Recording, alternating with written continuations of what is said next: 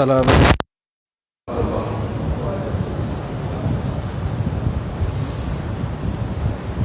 الحمد لله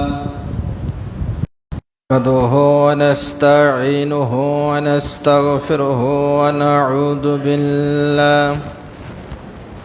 ونعوذ بالله من شرور أنفسنا ومن سيئات أعمالنا من يهده الله فلا مضل له ومن يضلله فلا هادي له أشهد أن لا إله إلا الله وأشهد أن محمدا عبده ورسوله أما بعد فأعوذ بالله من الشيطان الرجيم بسم الله الرحمن الرحيم قاف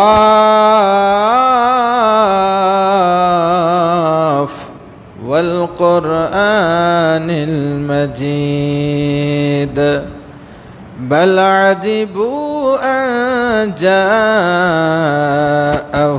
منذر منهم فقال الكافرون هذا شيء عجيب أإذا متنا وكنا ترابا ذلك رجع بعيد قد علمنا ما تنقص الأرض منهم وعندنا كتاب حفيظ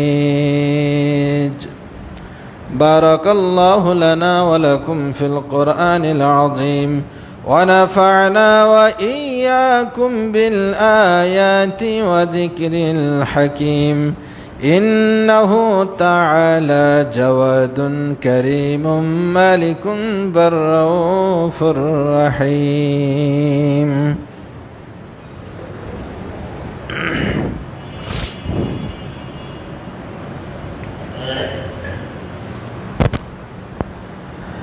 الحمد لله الذي لم يزل عالما قد يرى حيا قيما سميعا بصيرا أشهد أن لا إله إلا الله وأشهد أن محمدا عبده ورسوله أما بعد فأعوذ بالله من الشيطان الرجيم بسم الله الرحمن الرحيم لن ينال الله لحومها ولا دماؤها ولكن يناله التقوى منكم كذلك سخرها لكم لتكبروا الله على ما هداكم وبشر المحسنين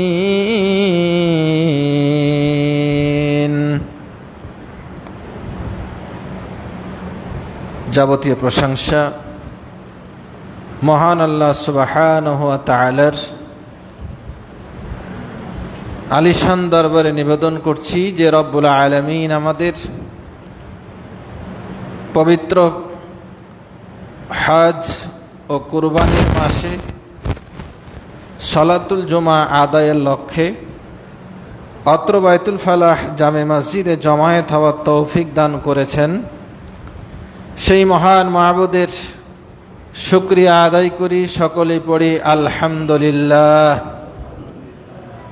দরুদ ও সালাম পেশ করছি তাঁর ওই প্রেরিত মহামানব, বিশ্ব মানবতার মুক্তির দিশারি, বিশ্ব মানবতার আদর্শের মডেল বিশ্বনবী নবী মুহাম্মদুর রাসূলুল্লাহ সাল্লাল্লাহু তাআলা আলাইহি সাল্লাতু সাল্লামের প্রতি। সম্মানিত মুসল্লি ইকরাম, বিগত 3টি জুমায় আমরা কুরবানির ইতিহাস, জিলহজ মাসের প্রথম দশকের করণীয় আমলসমূহ এবং আমরা যে পশু কুরবানি করব এই পশুর গুণাবলী আমরা 3টি জুমায় আলোচনা করেছিলাম। আগামীকালকে আমাদের পবিত্র ঈদুল আযহা, সুতরাং আজকের জুমায় আমি আলোচনা করার চেষ্টা করব ইনশাল্লাহ। আলোচনার বিষয়বস্তু হচ্ছে কুরবানিকারীর গুণাবলী এবং কুরবানি করার নিয়ম পদ্ধতি। সম্মানিত উপস্থিতি, এ বিষয়ের উপরে আলোচনার প্রাক্কালে এতটুকু বলতে চাই, আমরা যে পশু কুরবানি করব, আমরা এতটুকু জেনেছি বা আমাদের জ্ঞানে আছে যে কুরবানির পশু নিখুঁত হতে হবে, প্রাপ্তবয়স্ক হতে হবে, রুগ্ন হওয়া যাবে না, বিভিন্ন দোষে দুষ্ট হওয়া যাবে না। এগুলো আমরা বাজ বিচার করেই পশু সংগ্রহ করেছি এবং পশুকে জবাই করার নিয়ত রেখেছি। ইনশাল্লাহ আগামী কালকে সেটা করব। তো একটি পশুকে আমরা সর্বোচ্চ গুণ বিশিষ্ট কোরআন হাদিসে যে গুণগুলোর কথা বলা হয়েছে সেগুলো খেয়াল করে আমরা পশু প্রস্তুত করেছি। কিন্তু একজন কুরবানিকারীকে, যিনি কুরবানি দেবেন, তার কি কি কোয়ালিটি থাকা দরকার? পশুর কোয়ালিটি দেখলাম, কিন্তু নিজের কোয়ালিটি আমাদের চেক করা লাগবে না? অবশ্যই কোয়ালিটি চেক করা লাগবে। আমরা কোরআনুল করিম থেকে 4টি কোয়ালিটির কথা জানতে পারি।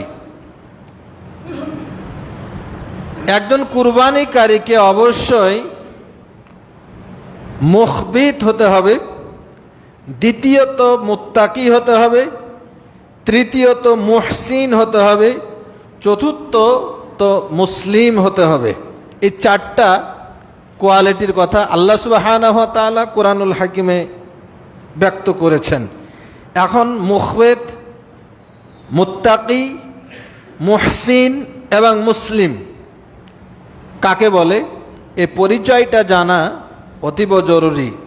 এ পরিচয় আমি আমার পক্ষ থেকে দেব না, মহান আল্লাহ তাআলা যে পরিচয় দিয়েছেন সেই পরিচয়টাই শুধুমাত্র প্রকাশ করে আলোচনা এগিয়ে নিয়ে যাব ইনশাআল্লাহ। আল্লাহ সুবহানাহু ওয়া তাআলা সূরা হজ্জের 34 নম্বর আয়াতে বলছেন, যেটি আমি বলেছিলাম যে ওয়ালিকুল্লি উম্মাতিন জাআলনা মানসাকা, আল্লাহ প্রত্যেকটা উম্মতের জন্য সাইয়েদনা আদম আলাইহিস সালাম থেকে শুরু করে বিশ্বনবী মুহাম্মদ সাল্লাল্লাহু আলাইহি ওয়াসাল্লাম পর্যন্ত যত নবী এসেছেন, প্রত্যেকটি নবী উম্মতের জন্য কুরবানির বিধান ছিল। এটা আল্লাহ দিয়েছেন। এই আয়াতের বিভিন্ন অবস্থা ব্যক্ত করে পরিশেষে আল্লাহ তাআলা বলছেন, ওয়াবাশশিরিল মুখবিতিন, হে রাসূল আপনি মুখবিতিনদেরকে সুসংবাদ দিয়ে দিন। কিসের সুসংবাদ? যারা মুখবিত এই কোয়ালিটি অর্জন করলো, তার চরিত্রের মধ্যে মুখবিত সন্নিবেশিত করলো, তার কুরবানি কবুল হয়ে গেছে, তার জন্য সওয়াব নির্ধারিত হয়ে গেছে, সে আমার জান্নাত পাবে। এই সুসংবাদ আপনি দিয়ে দিন। এখন মুখবেদ আমি বলছি না, মুখবেদ কি? চলুন আল্লাহ তাআলা কি বলছেন, মুখবেদ কাকে বলে। পরবর্তী আয়াত সূরা হজের 35 নম্বর আয়াতে আল্লাহ তাআলা মুখবিতিনের পরিচয় দিয়ে দিচ্ছেন। আল্লাহ রাব্বুল আলামিন বলেন, আল্লাযীনা ইযা যুকিরাল্লাহু ওয়াজিলাত কুলুবুহুম ওয়াস-সাবিরিনা আলা মা আসাবাহুম ওয়াল মুকিমিস সালাতি ওয়া মিম্মা রাযাকনাহুম ইউনফিকুন। আল্লাহ রাব্বুল আলামিন বলছেন, সুসংবাদ কুরবানি কবুলের গ্যারান্টি, এই কবুলের সওয়াবের গ্যারান্টি, এই কুরবানির বদৌলতে আল্লাহর নৈকট্য হাসিলের গ্যারান্টি, এই কুরবানির বদৌলতে আল্লাহর জান্নাতের সুসংবাদ তাদের জন্যই। আল্লাযীনা ইযা যুকিরাল্লাহ, যারা আল্লাহর আলোচনা হওয়ার পরে যাদের অন্তর ওয়াজিলাত কুলুবুহুম, যাদের অন্তর প্রকম্পিত হয়, আল্লাহর ভয়ে ভীত হয়। আল্লাহর আলোচনা শুনি, আল্লাহর তেলাওয়াত হলে, আল্লাহর পরত্বের কথা আলোচনা হলে যাদের হৃদয় নাড়া দেয়, যাদের হৃদয় প্রকম্পিত হয়। সুবহানাল্লাহ, আল্লাহু আকবার। আল্লাহ কি বিশাল ক্ষমতা, আল্লাহর হুকুম আমাকে মানতেই হবে। দুনিয়ার শাসকের কমান্ড আমরা, বিশেষ করে যারা রাষ্ট্রের কর্মচারী, আমরা তটস্থ থাকি, মানতে বাধ্য থাকি। একটু এদিক ওদিক হলে আমার চাকরি চুরি হতে পারে, এ ভয় কাজ করে। কিন্তু আমি কি আপনার গোলাম? আল্লাহর গোলাম হিসাবে নিজের পরিচয় অক্ষত রাখতে হলে অন্যতম একটি কাজ হলো আল্লাহর ভয়ে সবসময় অন্তরটা কেঁপে কেঁপে উঠবে, আল্লাহর জন্য হৃদয় প্রস্তুত থাকবে। এটা এক নম্বর কোয়ালিটি। দুই, ওয়াস-সাবিরিনা আলা মা আসাবাহুম, সে আল্লাহর পথে চলতে গিয়ে বিপদ মুসিবত আসতে পারে। আল্লাহ তাআলার আইন মানতে গেলে, আল্লাহর সঙ্গে শিরক না করতে হলে, রাসূলের সুন্নাহ ইত্তেবা করতে হলে, শিরক বিদআতকে বর্জন করতে হলে, আল্লাহর জমিনে আল্লাহর আইনকে প্রতিষ্ঠিত করার মিশনে নিজেকে শামিল করলে এ বিষয়ে বিপদ আসবেই। বিপদ যদি আসে, এই বিপদে যারা ধৈর্য ধারণ করে, বিপদে পতিত হয়ে আল্লাহ দ্বীনের পথ থেকে দূরে সরে না গিয়ে আল্লাহ দ্বীনের পথের উপরই যারা অটল থাকে, এরাই হলো মুখবিত। তিন, ওয়াল মুকিমিস সালাত, যারা সালাত কায়েম করে, যারা সালাত কায়েম করে তারাই হলো মুখবিত। কায়েম করে মানে আল্লাহ তাআলা এবং তার রাসূল মুহাম্মদ সাল্লাল্লাহু আলাইহি ওয়াসাল্লাম যেভাবে সালাত আদায় করতে বলেছেন, রাসূল সাল্লাল্লাহু আলাইহি ওয়াসাল্লাম যেভাবে সালাত আদায় করিয়ে দেখিয়ে দিয়েছেন, ঠিক সেভাবে ব্যক্তি জীবনে, পারিবারিক জীবনে, সামাজিক জীবনে, রাষ্ট্রীয় জীবনে সালাত যারা কায়েম করে তারাই হলো মুখবিত। ওয়া মিম্মা রাযাকনাহুম ইউনফিকুন, এবং আল্লাহর দেওয়া রিজিক থেকে যারা আল্লাহর পথে ব্যয় করে তারাই হলো মুখবিত। তাহলে সূরা হজের 34 এবং 35 নম্বর আয়াত থেকে একজন কুরবানিকারীর কোয়ালিটি নাম্বার 1 যেটা পেলাম সেটা হলো মুখবিত হতে হবে। আর মুখবিতের সংজ্ঞা হলো যিনি আল্লাহর ভয়ে, যার অন্তরটা যার কেঁপে ওঠে, আল্লাহর পথে চলতে গিয়ে বিপদ আসলে যারা ধৈর্য ধারণ করে, যারা 5 ওয়াক্ত সালাত ব্যক্তি জীবনে, সমাজ জীবনে, রাষ্ট্রীয় জীবনে কায়েম করে, যারা আল্লাহর দেওয়া জীবিকা থেকে আল্লাহর পথে ব্যয় করে, তারাই হলো মুখবির। সম্মানিত হাজিরিন, এখন এই চারটি কোয়ালিটি আমার আপনার রচিত হয়েছে কিনা কারো দিকে দেখার দরকার নাই, নিজের বিবেককেই জিজ্ঞাসা করি এই চারটা কোয়ালিটি আমার আছে কিনা। যদি থাকে আলহামদুলিল্লাহ, যদি না থাকে তওবা করে কালকের আগেই কুরবানির পশু জবে করার আগেই আপনাকে আমাকে আল্লাহর কাছে তওবা করে এই কোয়ালিটি সম্পন্ন হওয়ার নিয়ত করে পদযাত্রা আমাদের শুরু করতে হবে। 2, কুরবানিকারীর বৈশিষ্ট্য হলো তাকে মুত্তাকি হতে হবে। এটা কোথায় জানলাম? এটা সূরা মায়েদার 27 নম্বর আয়াতে আমরা জেনেছি। আদম আলাইহিস সালামের 2 পুত্র কুরবানি করলো, একজনের কুরবানি কবুল হলো আর একজনের কবুল হলো না। যার হলো তিনি বললেন ইন্নামা ইয়াতাকাব্বালুল্লাহু মিনাল মুত্তাকিন, আল্লাহ তো কুরবানি কবুল করে মুত্তাকিদের জন্য। তুমি যে বলছো আমাকে হত্যা করবে, এই কুরবানি কবুল হওয়ার বিষয়টা তো আমার হাতে নাই, এটা আল্লাহর হাতে। আর আল্লাহ তাআলা মুত্তাকিদের কুরবানি কবুল করেন।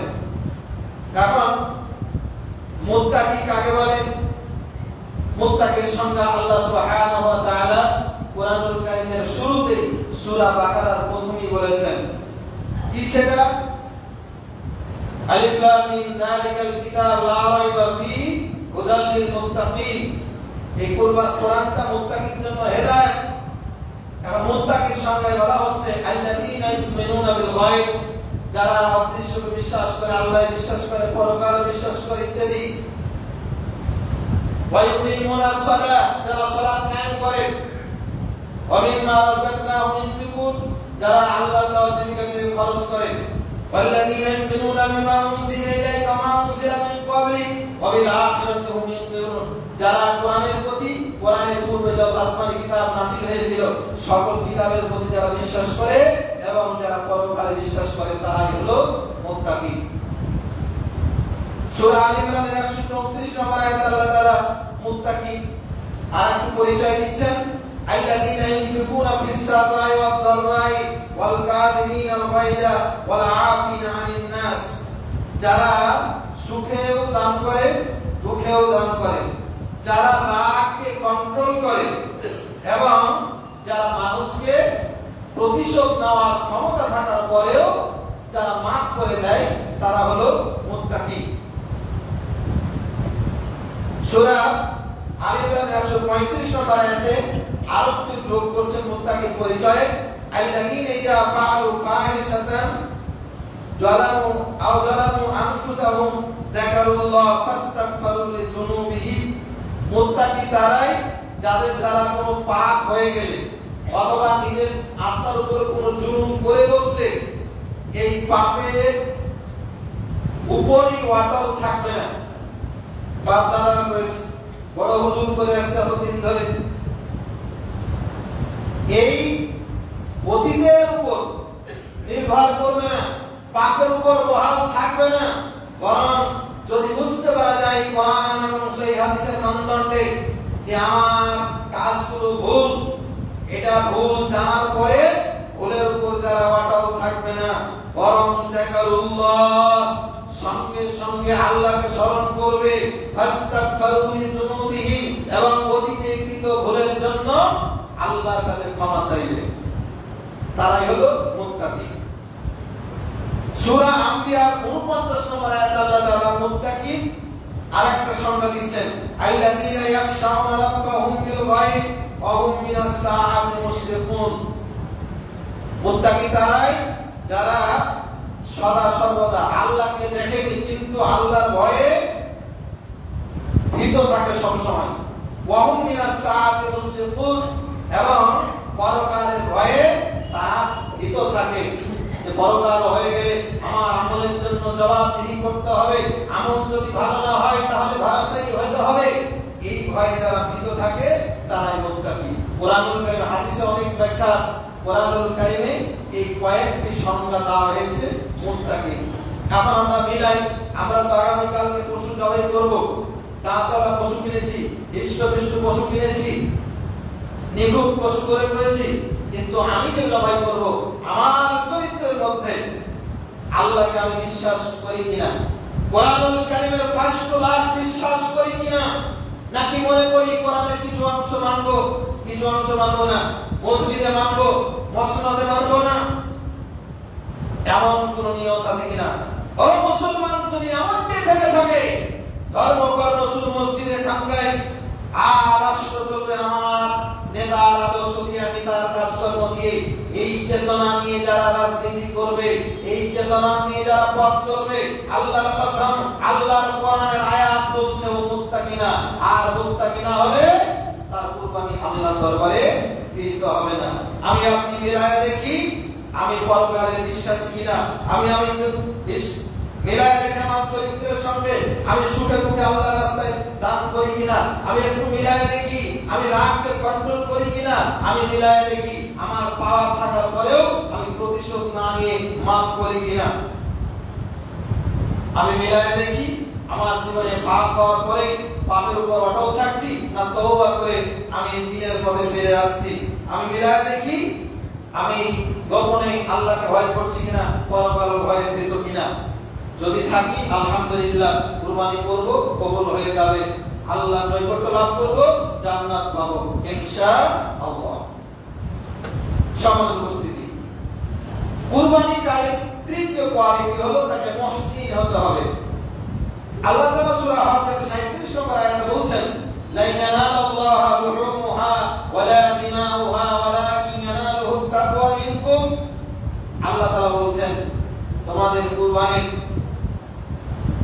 গোশত, কুরবানির রক্ত, এগুলো আল্লাহর কাছে পৌঁছে না। এটা আমরা খুবই শুনে আসছি, আমরা জানি বিষয়টা, আল্লাহর কাছে এগুলো পৌঁছে না। আল্লাহর কাছে পৌঁছে ওয়ালাকিন ইয়ানালুহু তাকওয়া মিনকুম, তোমাদের তাকওয়া, আল্লাহর ভীতি, কোন ভয়ে, কি জন্য, কোন নিয়তে কুরবানি জবাই করছো, এটা আল্লাহর কাছে পৌঁছে। এর শেষ অংশে আল্লাহ তাআলা বলছেন ওয়াবাশশিরিল মুহসিনিন, হে রাসূল আপনি মুহসিনদেরকে সুসংবাদ দিয়ে দিন যে মুহসিনদের কুরবানির রক্ত এবং গোশত এগুলো আল্লাহর কাছে পৌঁছবে, কুরবানি আল্লাহর কাছে কবুল হবে, কুরবানির দ্বারা আল্লাহ তাআলা নৈকট্য হাসিল করা যাবে মুহসিনদের। এখন মুহসিন কাকে বলে? এর সংজ্ঞা আল্লাহ সুবহানাহু ওয়া তাআলা সূরা লুকমানের 4 নম্বর আয়াতে দিয়েছেন, আল্লাযীনা ইউকিমুনাস সালাতা ওয়া ইউতুনাজ যাকাতা ওয়া হুম বিল আখিরাতি হুম ইউকিনুন। মুহসিনের সংজ্ঞা ডিকশনারিতে আছে অনেক, হাদিসে অনেক আছে, কিন্তু আজকে আমি ওই ডিকশনারির ব্যাখ্যায়, হাদিসের ব্যাখ্যায় যাচ্ছি না। আজকে পুরোপুরি তাফসীরুল কোরআন বিল কোরআন নিয়ে আলোচনা করার চেষ্টা করছি। আল্লাহ তাআলা কোরআনুল হাকিমে মুহসিনের সংজ্ঞা দিয়েছেন একটি মাত্র আয়াতে, সেটা হলো সূরা লুকমানের 4 নম্বর আয়াত। এই আয়াতে আল্লাহ রাব্বুল আলামিন বলছেন মুহসিন তাকে বলে আল্লাযীনা ইউকিমুনাস সালাহ, যারা সালাত কায়েম করে। সালাতের গুরুত্বটা দেখেন, আল্লাহ তাআলা বারবার বলছেন, কুরবানিতে আদেশ দিলেন ফাসাল্লি লিরাব্বিকা ওয়ানহার, এ রাসূল আপনি আগে সালাত আদায় করুন, কুরবানি করুন। কুরবানিকারীর যে কোয়ালিটি, মুখবের ওখানেও সালাত, কুরবানিকারীর কোয়ালিটি মুত্তাকি, সেখানেও সালাত, কুরবানিকারীর কোয়ালিটি মুহসিন, এখানেও সালাত। এক কথায় যদি আমরা বলি, সালাত যদি আমলের মধ্যে না থাকে তাহলে সে মুহসিনের নয়, মুত্তাকিও নয়, মুখবিদিনও সে নয়। এতে যেটা যুক্ত করা হলো ওয়ায়ুতুনাজ যাকাত, যারা মুহসিন হবে তারা যাকাত আদা করবে। ওয়া হুম বিল আখিরাতি হুম ইউকিনুন, পরকালের প্রতি যেন তার বিশ্বাস নাই, একেবারে চূড়ান্ত পর্যায়ে দৃঢ় বিশ্বাস যারা রাখবে তারাই হলো মুহসিন। এখন আগামীকালকে কুরবানি করার আগে নিজের বিবেককে, নিজের অন্তরে আত্মসমালোচনা করি, হিসাবটা মিলাইয়া দেখি আমি যথাযথভাবে সালাত আদা করতে পেরেছি কিনা, আমার সালাত পুরোপুরি আমার রাসূলের সালাতের সাথে মিলে কিনা। মাযহাবের দোহাই দি, বুজুর্গানে দ্বীনের দোহাই দি, বড় হুজুরে কেবলার দোহাই দিয়ে যারা সালাত আদা করে না, যাদের সালাতকে সরাসরি সাইয়্যিদিনা মুহাম্মদুর রাসূলুল্লাহ সাল্লাল্লাহু আলাইহি ওয়াসাল্লামের সাথে মিলাতে চেষ্টা করবে, তারাই হলো মুহসিন। এখন মিলাই আমার আপনার সালাতের শুরু থেকে, ওযু থেকে শুরু করে সালাত রাসূলের সালাতের সাথে মিলে কিনা। যদি মিলে আলহামদুলিল্লাহ, যদি না মিলে তওবা করে রাসূলের সালাতের মতো করে সালাত আদায় করার চেষ্টা করি। দুই, ওয়ায়ুতুনা যাকাত, যাকাত ফরজ হয়ে আছে, যাকাত দিয়েছি কিনা। যাকাত দিয়ে থাকলে আপনি মুহসিন, আপনার কুরবানি কবুল হবে। যাকাত ফরজ হয়েছে অথচ যাকাত আদায় করেননি, আপনি মুহসিন না মানে আপনার কুরবানি কবুল হবে না। তৃতীয় যেটা আরেকটা বলা হলো, পরকালের প্রতি যেন তোর বিশ্বাস নয়, দৃঢ় বিশ্বাস, চূড়ান্ত লেভেলের বিশ্বাস যে আপনাকে আমাকে মৃত্যুবরণ করতেই হবে। মৃত্যুবরণ করার পরে কবরে সুয়াল জবাব হবে, দীর্ঘ সময় আলামে বারজাখে থাকতে হবে, এরপরে একবার কিয়ামত হয়ে যাবে। কিয়ামতের পরে হাসরের ময়দান কায়েম হবে, সেখানে আল্লাহ বিচারকের আসনে আসীন হবে, সেখানে আল্লাহ আমাদের যাবতীয় কাজের বিচার করবেন। এই যে চূড়ান্ত প্রক্রিয়াগুলো, আখিরাতের আত্মগ্রন্থ আমরা দীর্ঘ 7 মাস ধরে আলোচনা করেছি, নিশ্চয়ই আপনাদের শিক্ষাটা আছে। এই পুরো প্রক্রিয়ার প্রতি যারা দৃঢ় বিশ্বাস রাখে তারাই হলো মুহসিন। আর আল্লাহ রাব্বুল আলামিন এই মুহসিনদেরকে কুরবানির ব্যাপারে শুভ সংবাদ দিয়েছেন। চতুর্থ যে কোয়ালিটি সেটি হলো কুরবানিকারীকে অবশ্যই মুসলিম হতে হবে। সূরা সাফফাতের 103 নম্বর আয়াতে আল্লাহ তাআলা বলেন, ফালাম্মা আসলামা ওয়া তাল্লাহু লিল জামিন। আল্লাহর আদেশ পেয়ে ইব্রাহিম আলাইহিস সালাম কুরবানি ছেলেকে করতে ইচ্ছা পোষণ করলেন, ছেলেও রাজি হয়ে গেলেন।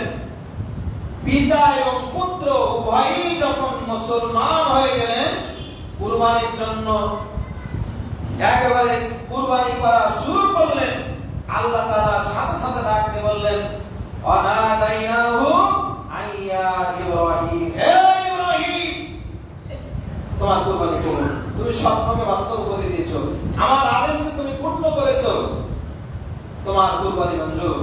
তাহলে ইব্রাহিম আলাইহিস সালামের কুরবানি কবুলের জন্য শর্ত হলো ফালাম্মা আসলামা, যখন তিনি মুসলমান হলেন তখনই আল্লাহর পক্ষ থেকে ডাক আসলো, তোমার কুরবানি কবুল হয়েছে।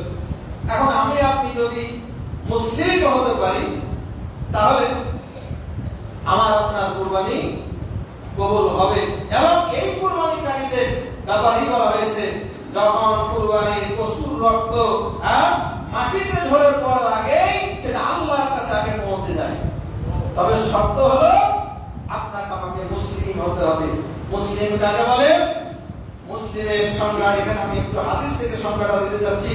সহিহ বুখারীর 10 নম্বর হাদিস, আল্লাহ রাসূল বলেন, আল মুসলিমু মান সালিমাল মুসলিমুনা মিন লিসানি ওয়া ইয়াদি। মুসলমান তো তাকেই বলে যার হাত এবং মুখ থেকে অন্য মুসলমান নিরাপদ। অন্য মুসলমান নিরাপদ। যদি মনে করেন জামাত থেকে আপনার ক্ষতির আশঙ্কা, আপনার জানমাল, আপনার ইজ্জত আমি হরণ করতে পারি, এই আশঙ্কা যদি থাকে তাহলে আমি মুসলমান নই। এই যে চাঁদাবাজি, সন্ত্রাস আর ডাকাতি, রাহাজানি, তারপরে মানে রাগ ওসুল করার জন্য বিভিন্ন রাজনৈতিক প্রেক্ষাপটে যার উপর যার রাগ আছে পিঠে রাগ তুলে নিচ্ছে, এই যে পাল্টাপাল্টি আক্রমণ, এই যে মানুষের উপর মানুষের রক্ত পিপাসু আক্রমণ, মানুষ খুন করে আজকে মসজিদে যাওয়ার যেই অশুভ প্রতিযোগিতা, এটা যদি বর্জন করতে না পারি তাহলে আমরা মুসলমান হতে পারবো না। আমরা কেউ নিরাপদ নই। আজকে যদি একজন মুসলমানের হাত থেকে আরেকজন মুসলমান যদি নিরাপদ বোধ না করে তাহলে বুঝতে হবে সে মুসলমান নয়। যদি নিরাপত্তা লাভ করে, আমার থেকে আপনি নিরাপদ, আপনার থেকে আমি নিরাপদ, আপনাকে দেখলে আমি সালাম দেব, আপনি আমাকে সালাম দেবেন, তার মানে আমি ঘোষণা দিচ্ছি আসসালামু আলাইকুম, মানে আমার কাছ থেকে আপনি নিরাপদ, আপনি আমাকে সালাম দেবেন আসসালামু আলাইকুম, মানে আপনার থেকে আমি নিরাপদ। নিশ্চিন্ত হয়ে গেলাম, আমার পথে চলতে সমস্যা নাই, ঘাটে চলতে সমস্যা নাই, রাতে রাতারও সমস্যা নাই, ঘুমের মধ্যেও সমস্যা নাই, আমি নিরাপদে নিশ্চিন্তে ঘুমাতে পারবো, আর মায়ের সংসার যাপন করতে পারবো। এই অবস্থা যতদিন তৈরি করতে না পেরেছি একটা অবর্তনের ক্ষেত্রে, একজন আরেকজনের বাড়িতে বোমা চার্জ করে 10 এই ভয় এই ত্রাস যদি বংশানুক্রমে ক্ষমতার পালাবদলে যদি চলতেই থাকে, আল্লাহর কসম কুরবানি যতই দেই লাভ হবে না, কারণ আমরা মুসলমান হতে পারিনি। আমার থেকে আপনি নিরাপদ নয়, আপনার থেকে আমি নিরাপদ নয়। সহিহ বুখারীর 11 নম্বর হাদিসে এই একই কথা বলা হয়েছে যে তারাই হলো মুসলিম। সহিহ বুখারীর 393 নম্বর হাদিসে মুসলমানের আরেকটা সংজ্ঞা দেওয়া হয়েছে, মান শাহিদা আল্লাহ ইলাহা ইল্লাল্লাহ ওয়াস্তাকবালা কিবলাতানা ওয়া সাল্লা সালাতানা ওয়া আকালা জামিহাতানা ফাহুয়া মুসলিম। মান শাহিদা আল্লাহ ইলাহা ইল্লাল্লাহ, যারা সাক্ষ্য দেয় আল্লাহ ছাড়া কোনো প্রকৃত উপাস্য নাই, এটা অন্তরে বিশ্বাস করে মুখে ঘোষণা করে আল্লাহ ছাড়া আমি কারো আইন মানি না, আমার ব্যক্তিগত জীবন মানি না, আমার সমাজ জীবন মানি না, আমার রাষ্ট্রীয় জীবন মানি না, এটা যারা ঘোষণা দেয়। কিন্তু দুর্ভাগ্যজনক হলো সত্য, আমরা আল্লাহ এই জমিনে ঘোষণা দিতে ব্যর্থ হয়েছি। আল্লাহ ছাড়া কোনো মাবুদ নাই, উপাস্য নাই, এগুলো আমরা ঘোষণা দিতে পারি নাই। বরঞ্চ দেখা যাচ্ছে পূজা সংস্কৃতি, আল্লাহর সাথে শিরক হয় এমন সংস্কৃতি আমাদের রন্ধ্রে রন্ধ্রে ঢুকে আছে। আমরা মন্দিরও যাই, মসজিদও যাই, আর বলি ধর্মযাত্রা উৎসব সভা। এই চেতনা লালন করার কারণে আল্লাহ সুবহানাহু ওয়া তাআলা এই চেতনা তাদেরকে আল্লাহ সাময়িক বিপদগ্রস্ত করেছেন। তারপরও আমরা যারা বর্তমানে আছি বা যারা বর্তমানে প্রশ্নদে আছে বা যাওয়ার ইচ্ছা আছে, এরা আবার একই চিন্তা চেতনা লালন করে। দুর্ভাগ্যজনক হলো সত্য, আপনাদের কাছে মেসেজ এসেছে কিনা, বর্তমান এই অন্তর্বর্তীকালীন সরকার, এই সাময়িক সরকার, আমাদের পকেটে যে টাকা থাকে, এই টাকায় এতদিন তো মজিদের মাথা ছিল,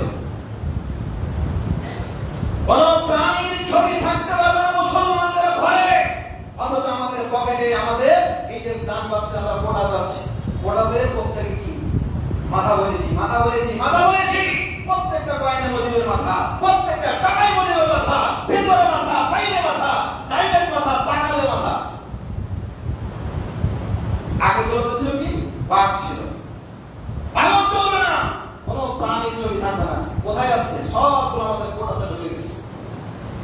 আর এই সরকার এখন যেটা করলো, 20 টাকায় নোটে মসজিদ ছিল, আমাদের সোনা মসজিদের মসজিদ ছিল, এই মসজিদকে উঠায় এনে মন্দির স্থাপন করেছে।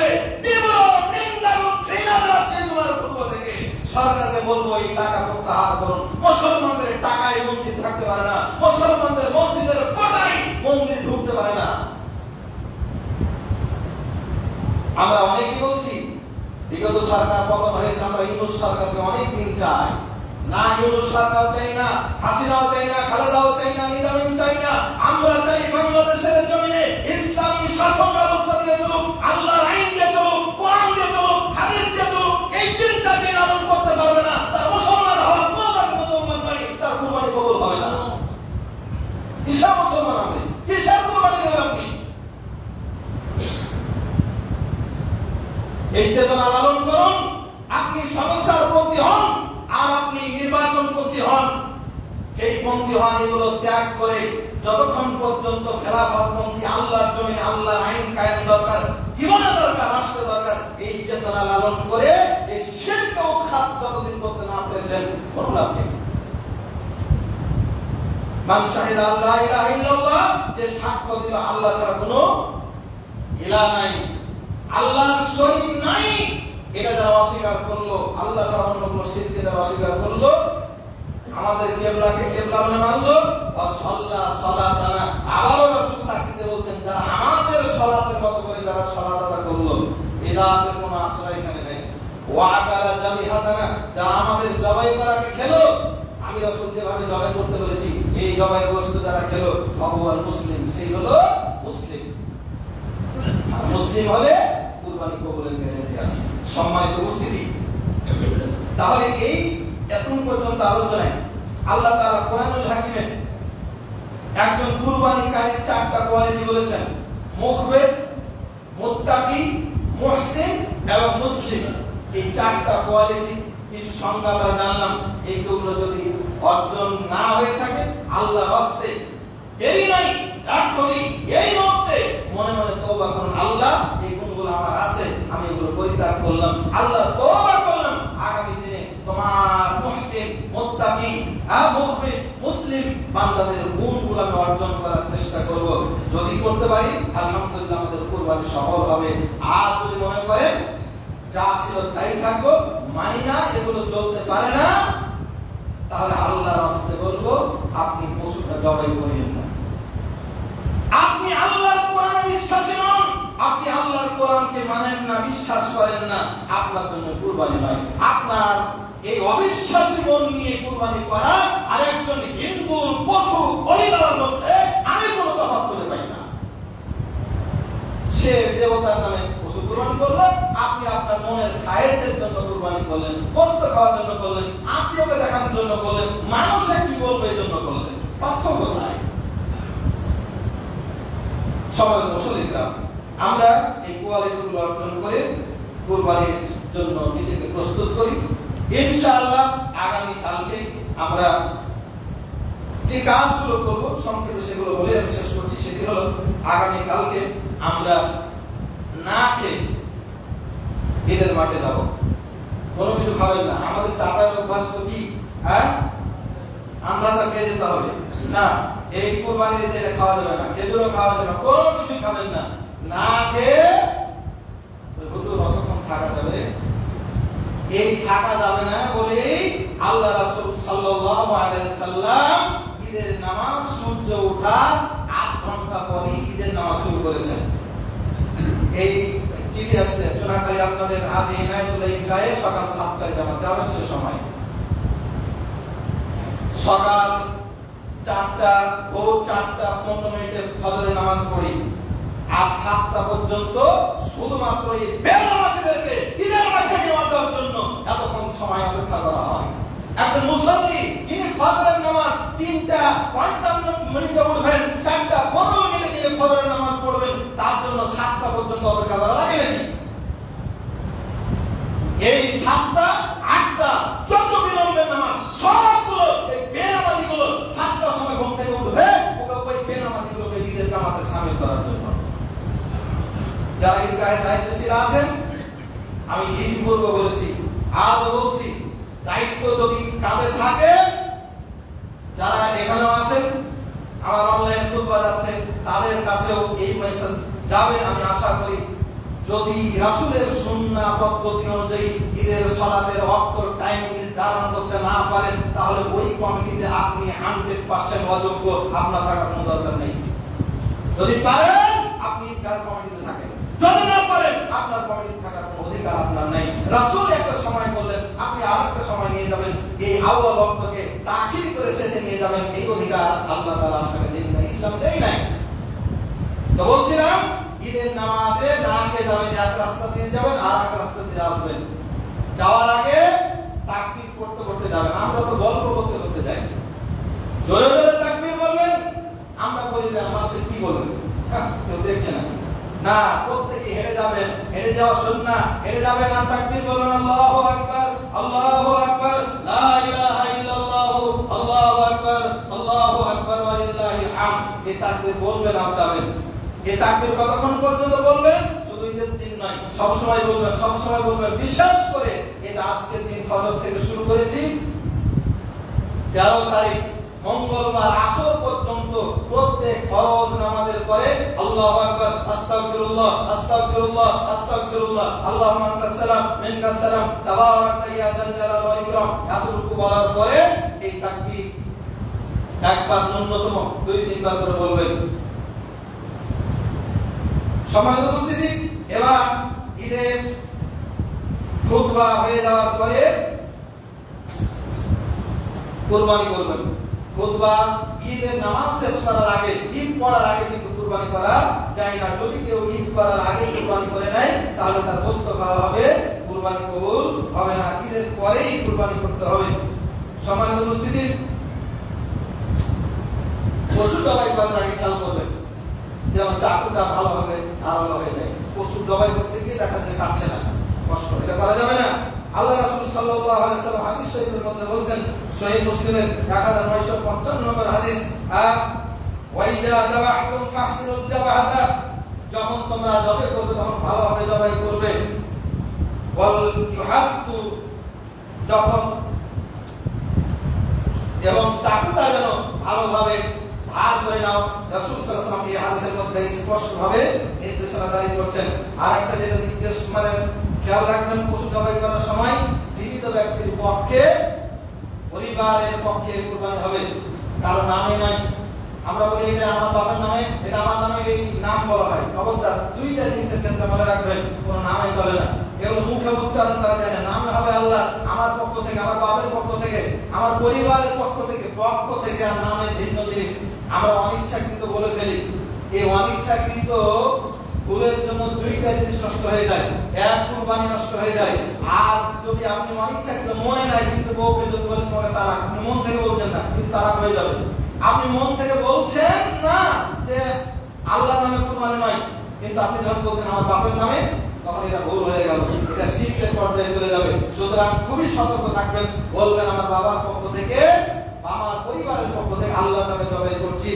আর এই জবাই করার আগে অবশ্যই আল্লাহর নামে জবাই করবেন। মৃত্যু ব্যক্তির নামে যদি জবাই করতেই হয়, যদি মনে করেন মৃত্যু ব্যক্তির জন্য জবাই করব, তাহলে ওই গোশত খেতে পারবেন না। যদি মারা মানুষের জন্য কুরবানি দেন, ওই গোশত পুরোটা বিতরণ করে দিতে হবে। কুরবানির পশু নিজ হাতে জবাই করবেন, নিজ হাতে জবাই করার চেষ্টা করবেন। যদি নিজ হাতে করার সামর্থ্য বা ওই শক্তি বা ওই মনোমানসিকতা না থাকে, তাহলে অন্য কাউকে যে করাবেন আপনি নিজে দেখবেন। অনেক পরিবারে পুরুষ মানুষ নাই, মহিলা আছে, মহিলারাও জবাই করতে পারবে, কোনো অসুবিধা নাই, মহিলারাও জবাই করতে পারে। জবাইকালীন সময়ে যে দোয়াটা করবেন সেটি হলো, ইন্নী ওয়াজ্জাহতু ওয়াজহিয়া লিল্লাযী ফাতারাস সামাওয়াতি ওয়াল আরদ হানিফান ওয়া মা আনা মিনাল মুশরিকিন কুল ইন্না সালাতি ওয়া নুসুকি ওয়া মাহইয়ায়া ওয়া মামাতি লিল্লাহি রাব্বিল আলামিন লা শারীকা লাহু বিযালিকা উমিরতু ওয়া আনা আউওয়ালুল মুসলিমিন আল্লাহুম্মা তাকাব্বাল মিন্নি ওয়া মিন আহলি বাইতি বিসমিল্লাহি আল্লাহু আকবার। সুবহানাল্লাহ। দুনিয়ার সব মুসলিম হয়েছেন, কুরবানি করলেন, হাজার হাজার টাকা খরচ করলেন, ফেসবুকে ছাড়লেন, কত কি কুরবানি নেই। কুরবানি তো মস্ত করবেন না, মস্ত করার চেষ্টা করবেন, চেষ্টা করুন। না পারলে অন্তত আল্লাহকে বলুন, আল্লাহ তোমার সন্তুষ্টির জন্য তোমার নামে আমার পরিবারের পক্ষ থেকে জবাই করলাম, বিসমিল্লাহ আল্লাহু আকবার, অন্তত এতটুকু বলবেন। কুরবানি কালকে করতে হবে এমনটি নাই, তারও একাধিক কুরবানি আছে, তার ব্যবস্থা আছে। কুরবানি 3 দিন করতে পারেন, আগামীকাল এবং তৎপরবর্তী 2 দিন অর্থাৎ রবি সোমবারেও কুরবানি করতে পারবেন। এরপরে কুরবানির গোশত বন্টন। কুরবানির গোশত আমাদের সমাজে 3টা ভাগে সমানভাবে ভাগ করা হয়। সমানভাবে ভাগ করতে হবে এমনটি নির্দেশনা কোরআন হাদিসে নাই। আল্লাহ তাআলা বলছেন, ফাকুলু মিনহা ওয়া আতিমুল কানিয়া ওয়াল মুতাল্লা ফাকুলু মিনহা ওয়া আতিমুল বাইসাল ফাকির। সূরা হজ্জের এই 36 এবং 28 নম্বর আয়াত, দুইটা আয়াত আল্লাহ তাআলা বলছেন, নিজে খাও, যে অভাবী তাকেও দাও, যে অভাবী নাই তাকে দাও। নিজে খাও, যে চাই তাকে দাও, যে চাই না তাকেও দাও। ভাগ কম বেশি হতে পারে, অসুবিধা নাই। যদি পরিবারের লোক বেশি থাকে বেশি পরিবার রাখেন, যদি মিসকিনের ভাগ বেশি থাকে মিসকিনের ভাগে বেশি দিয়ে দেন, যদি মনে করেন আত্মীয় স্বজন বেশি দেন, বেশি অসুবিধা নাই। এরপরে অনেকে প্রশ্ন করেন অমুসলিমকে দেওয়া যাবে কিনা। হ্যাঁ, অমুসলিম যদি আপনার বাড়িতে বসতে চাইতে দেবেন। বাইসা হল ফাকির, ফকির, ফকির বলা হয়েছে, মুসলমান বলা হয়নি। অমুসলমান যদি আপনার কুরবানির গোশত চাইতে যায়, তাকেও দেবেন। অনেকে বলে যে 3 দিনে গোশত খেয়ে শেষ করতে হবে, না, এটা ভুল কথা। আপনি এখন তো ফ্রিজ ব্যবস্থা, আপনি ইচ্ছা করলে গোটা বছর রাখতে পারবেন, কোনো নিষেধাজ্ঞা নাই। কিন্তু ফকির মিসকিনকে আত্মীয় স্বজনকে দেবেন না, জবাই করে পুরোটা ভরে দিবেন, এটা ইসলাম সাপোর্ট করে না। আপনার অংশটুকু আপনি রেখে রেখে খেতে পারবেন। আমাদের সময় যখন ফ্রিজ আছে, রাসূলের জামানায় ফ্রিজ ছিল না, তখন কি করতো? আয়াতুত তাশরিক, গোশত শুকায় রাখতো। কুরবানির পরে 3 দিন গোশতকে শুকায় রাখতো। এই শুকায় রাখে, এজন্য তাশরিক বলা হয়। আমাদের সময় বলে কি তাবলীগ বলতাম, মানে ঠান্ডা করো। আমরা গোশতকে ঠান্ডা করে রাখি, রাসূলের জামানায় শুকিয়ে রাখা হতো, শুকি করে গোশত সংরক্ষণ করতে পারবেন। গোশত বিক্রি করা যাবে না, কুরবানির গোশত বিক্রি করা হারাম, যাবে না।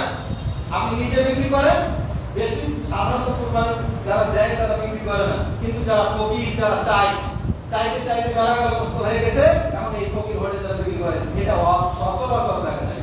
যারা সাইল আছে, খবরদার, আপনার প্রয়োজনটুকু আপনি চান, বেশি যে আপনি গোস্ত বিক্রি করবেন এই কাজ করবেন না। গোস্ত বিক্রি করা ফকির এবং কুরবানি দাতা সবার জন্য হারাম। গোস্ত দিয়ে মজুরি দেওয়া যাবে না। আপনি কথাই রেখেছেন, নিতে পারেন না, গোস্ত দিয়ে মজুরি দিবেন না, আপনাকে টাকা দিয়ে অন্য কিছু দিয়ে আপনাকে মজুরি দিতে হবে। হ্যাঁ, কথাই যদি অভাবে হয় আপনি অভাব হিসাবে তাকে কিছু দিতে পারেন, কিন্তু মজুরি হিসাবে দিতে পারবেন না।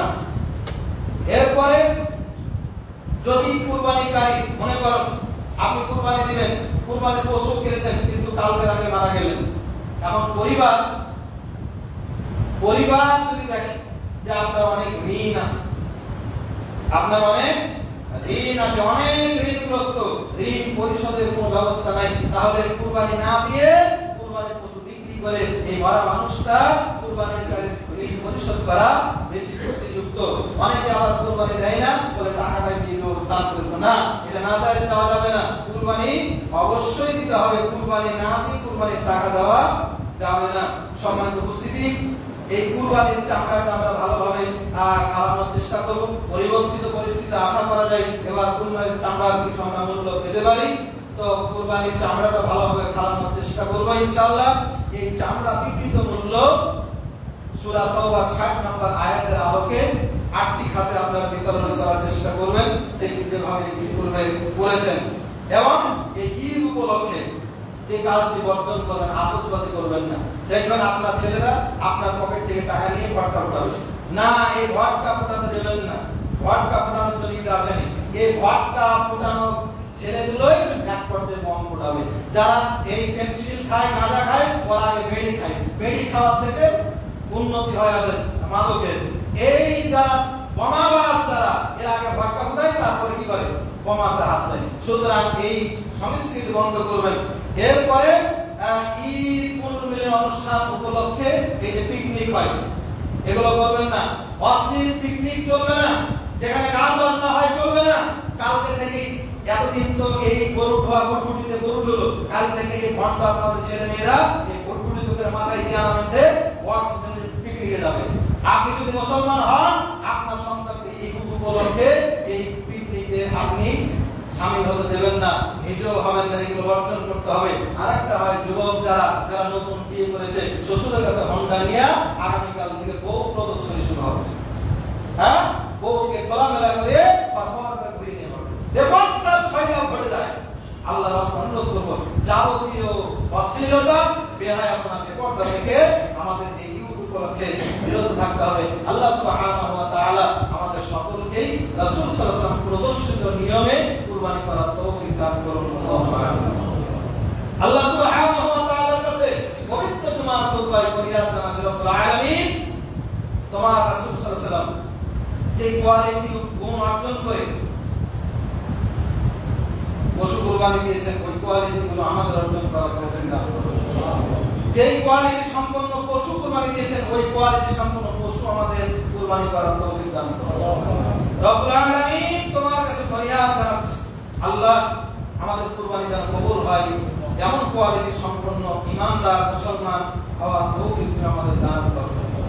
বিশেষভাবে মনে পড়ছে গত কুরবানিতেও যারা জীবিত ছিলেন আমাদের পরিবারের সদস্য, কিন্তু আজকে নেই, একটি বছরের ব্যবধানে যারা দুনিয়া থেকে চলে গেছেন, আমাদের আত্মীয় স্বজনগুলোকে আল্লাহ তাআলা জান্নাতের মেহমান হিসেবে কবুল করুন, আল্লাহুম্মা আমিন। সেই সমস্ত লোকদের আত্মীয় স্বজনের মাগফিরাতের জন্য যারা দান করেছেন, আল্লাহ তাআলা তাদের দানকে কবুল করুন, আল্লাহুম্মা আমিন। খাস করে যারা নাইমুল হক কুরআনখোলা তার বড় ছেলে জনাব আলী, তিনি ১,৫০০ টাকা পাঠিয়েছেন, আল্লাহ তাআলা তার দানকে কবুল করুন, তার আব্বাকে জান্নাতের মেহমান হিসেবে কবুল করুন, আল্লাহুম্মা আমিন। সুফিয়া কুরআনখোলা সুফিয়া নামের একজন দোয়া আছে, 600-700 টাকা পাঠিয়েছেন, আল্লাহ দান কবুল করুন। আরেকজন 100 টাকা, বীর মুক্তিযোদ্ধা আল্লাহ নবীল ইসলাম সাহেব 500 টাকা দিয়েছেন, হাইবুর রহমান কবিপাড়া 200 টাকা দিয়েছেন তাদের জন্য, আল্লাহ সবার দানকে কবুল করুন, আল্লাহুম্মা আমিন। কোটায় গোপনে অনেকে দান করেছেন, আল্লাহ তাআলা সবার দানকে কবুল করুন, আল্লাহুম্মা আমিন।